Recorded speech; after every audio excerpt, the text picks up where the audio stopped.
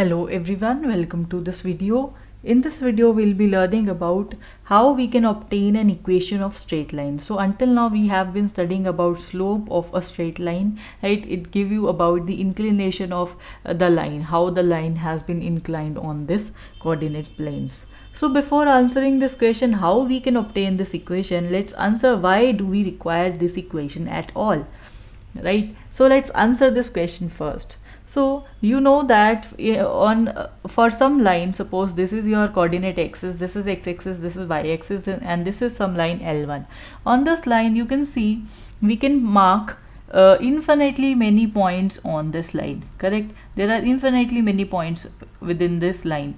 So for infinite points lying on this straight line, our task is to examine whether a particular point, suppose we are given some point P, so we need to examine whether this point lies on this line or not, right? So this is our task here. Suppose we are given some point here, correct? So let's see, take this point here, or we have some point here, right? You need to determine whether the coordinates P lie on this line or not. So this is our task. So for the purpose, what we do, we establish a statement or condition which is true whenever the point P lies on it, otherwise it is false. So that particular statement or condition, that is known as the equation of straight line, and actually it is just an algebraic expression. So it just contains two variables, x and y. These two variables represent different directions. So x represent how much is the distance traveled in the x direction, and y represent the distance traveled in the y direction, right? So these two coordinates are enough to determine what is your equation, correct? So these are the variables which will be used in our equation to represent the coordinate x and the coordinate y, and a condition involving these variables is known as your equation of the straight line. So what are the different forms by which we can obtain this equation? So we have several forms to represent an equation. These are listed here.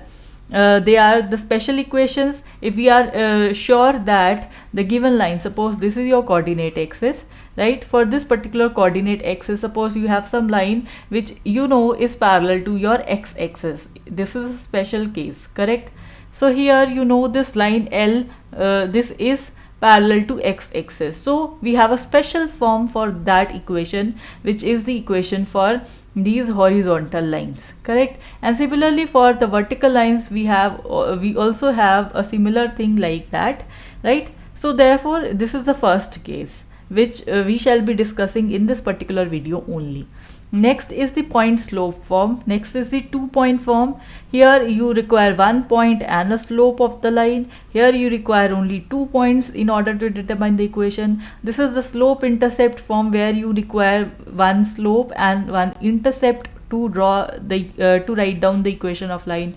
In intercept form you only require 2 intercepts to write down the equation of line, and in normal form you require the perpendicular distance of the normal from the line, correct? And we also have a general equation of line, and in general equation of line the equation would be something like this: ax plus by plus c is equal to 0, where a, b and c, they are constants, right? We'll be discussing all of them in detail later in the later videos, correct? So we further have 3 types of this general equation. One is the slope intercept form, one is the intercept form, and one is the normal form.